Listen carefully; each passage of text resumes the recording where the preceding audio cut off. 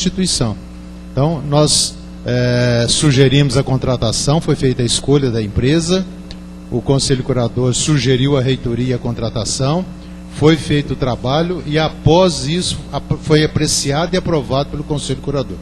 Era isso, só para esclarecer os colegas conselheiros. Muito bem lembrado, professor Lúcio, e eu gostaria de lembrar mais ainda que essa é uma exigência que está na lei complementar número 154 de 2011, que foi aprovada lá em 2011 na Câmara Municipal, sancionada pelo prefeito, e que define a natureza jurídica privada da FEB, né? É um longo processo que nós temos aí trilhado, que a FEB tem trilhado no sentido da conquista da sua autonomia, da sua independência perante a administração pública do município de Barretos. Então, na edição dessa lei, na elaboração dessa lei, na época eu era ainda vereador, e eu fiz questão de colocar essa disposição, exigindo que, anualmente, o Conselho Curador faria a indicação de uma empresa de auditoria, o Conselho Curador faria a indicação de uma empresa de consultoria de sua confiança, para que a reitoria fizesse a contratação e então essa auditoria fosse feita, né? Anualmente. Isso tem sido feito desde então, desde 2011, foi a primeira, se não me engano, né? Ou 2012, 12 analisou ano 2011, né? Foi a primeira. Isso tem sido feito e, se Deus quiser, vai ser feito ad eterno, né? Porque é uma exigência legal, né? Então, vamos aqui, eu estou chamando aqui ajustes na contabilidade da FEB, mas, na verdade, esse título aqui é um pouco mais amplo, né? Trata-se, nós vamos ver aqui, um retrato, né, da evolução da FEB nos últimos anos. Bom, então, até 2011, já que nós estamos examinando aqui, tratando de prestação de contas, demonstrações financeiras, né? Então, até 2011, a contabilidade e balanço da FEB, como é que era? Primeiro, havia adoção das regras de contabilidade pública, que são disciplinadas, que é disciplinada pela Lei 4.320 de 64. A FEB era considerada, até 2011, para esses efeitos, uma fundação pública,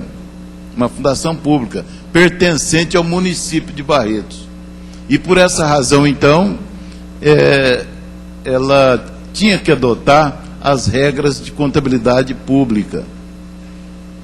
As demonstrações financeiras e balanços eram feitos de acordo com a contabilidade pública. Agora, não havia, vamos dizer assim, algumas deficiências na contabilidade da FEB, que foram detectadas na primeira auditoria que foi feita em 2012, relativamente às contas de 2011. Então, na primeira auditoria, detectaram-se vários problemas técnicos que nós estamos tentando consertar e consertaremos, né, ao longo do tempo. Evidentemente que nem tudo dá para ser feito de um ano para o outro, porque determinadas medidas são medidas que demandam tempo, medidas difíceis, né? Mas o que nós temos feito, então, é uma tentativa de consertar aquilo que vinha com problema até 2011. Por exemplo, então, até 2011, não havia o reconhecimento, quer dizer, não estavam lançados na contabilidade e nem havia o pagamento das dívidas tributárias.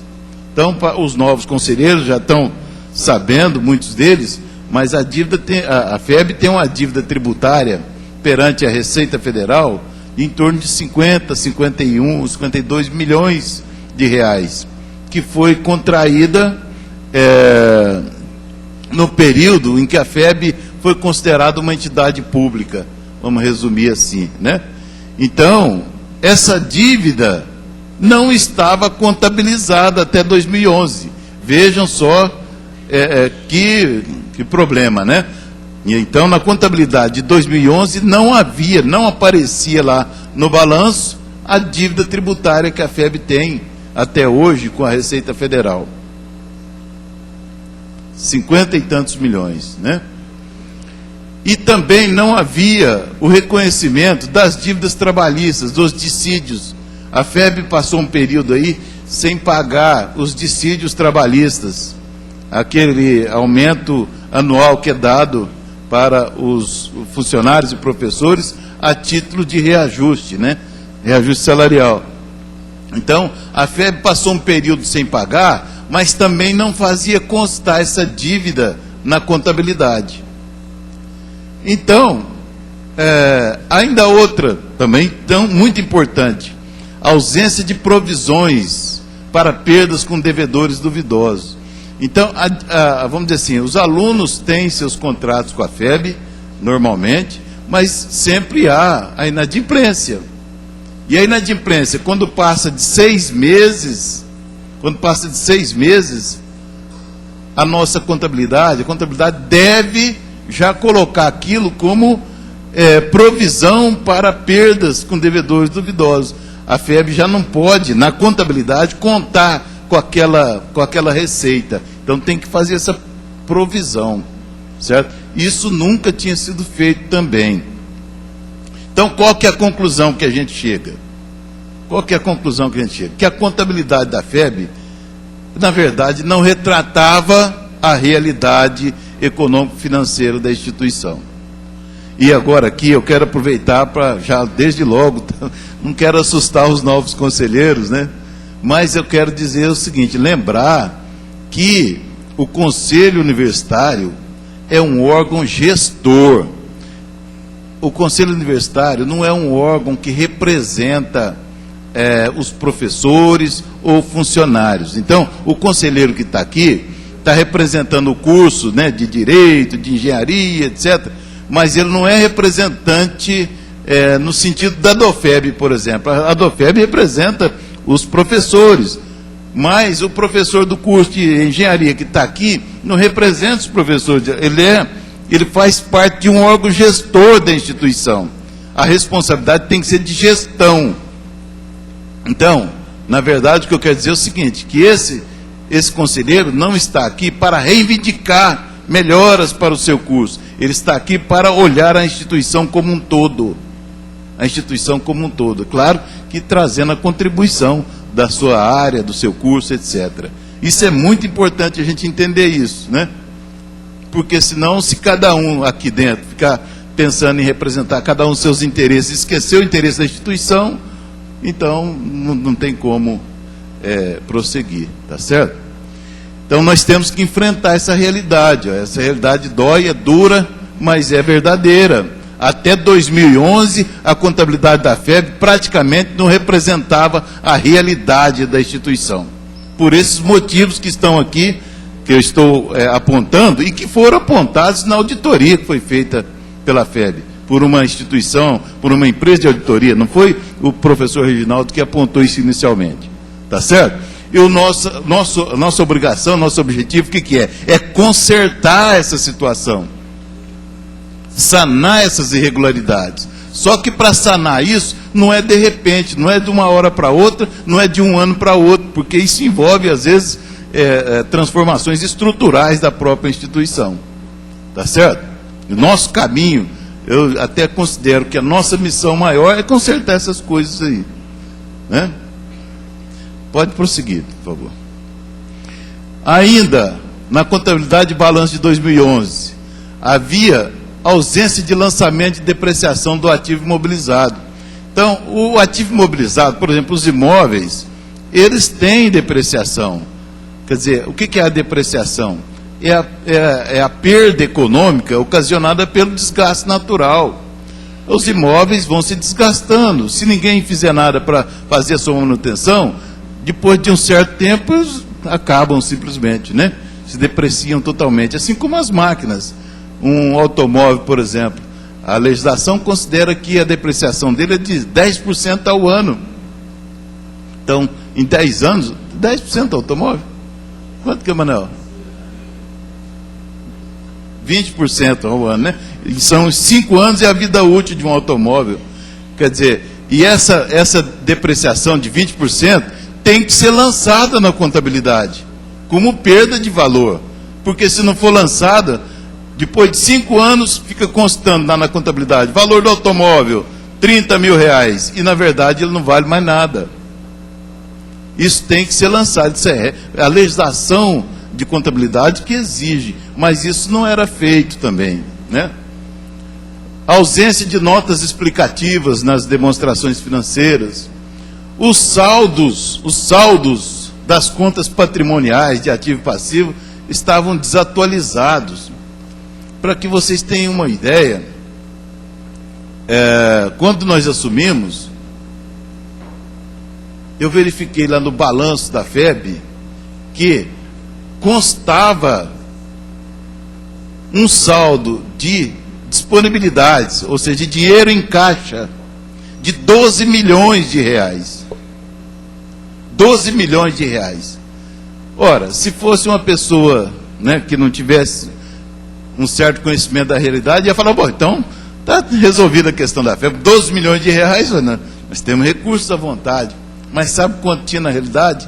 Zero, praticamente zero.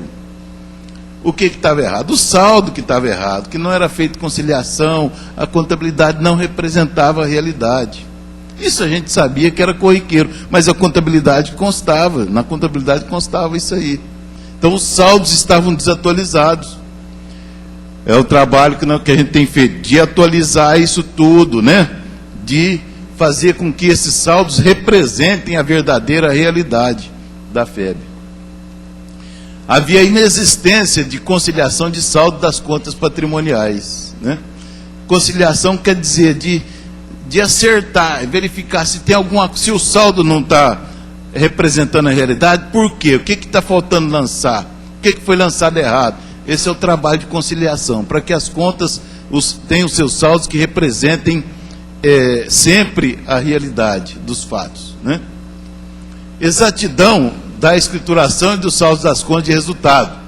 Aqui nós temos que reconhecer, nunca colocamos em dúvida a exatidão da escrituração e do saldo das contas de resultado. Ou seja, as contas de receita e as contas de despesa sempre foram feitas corretamente. Não detectamos nenhuma irregularidade nesse ponto aqui. O que eu quero dizer também aqui é que eu não estou dizendo, e nós em nenhum momento dizemos, que havia má-fé nessas condutas que nós colocamos aí para trás, né? Havia má-fé, fraude. Não, isso nós nunca dissemos que houve. E nem estamos dizendo agora. Mas que houve erro técnico, que houve omissões por, sei lá, talvez por ignorância, alguma coisa assim, isso houve, né? Mas não estamos dizendo que houve fraude ou que houve qualquer outro tipo de má-fé, né? E ainda não há, graças a Deus. E a auditoria também não constatou isso em nenhum desses anos até agora. A escrituração da contabilidade era manual, não informatizada e não era integrada também. E, por força de a FEB ser considerada uma instituição pública, ela tinha que utilizar esse programa da UDESP, né? Que interliga toda a administração pública do Estado de São Paulo. Então, essa era a realidade da contabilidade da FEB que nós encontramos no balanço de 2011. Bom, agora, quais as consequências disso no balanço? No balanço, que eu até coloco lá, balanço patrimonial e real. O balanço de 2011, ele não representa a realidade da FEB, por causa daqueles defeitos todos que nós já apontamos. Então ele fala uma coisa, mas na realidade é outra. Certo? Então vejam, todo balanço tem um lado que é o ativo,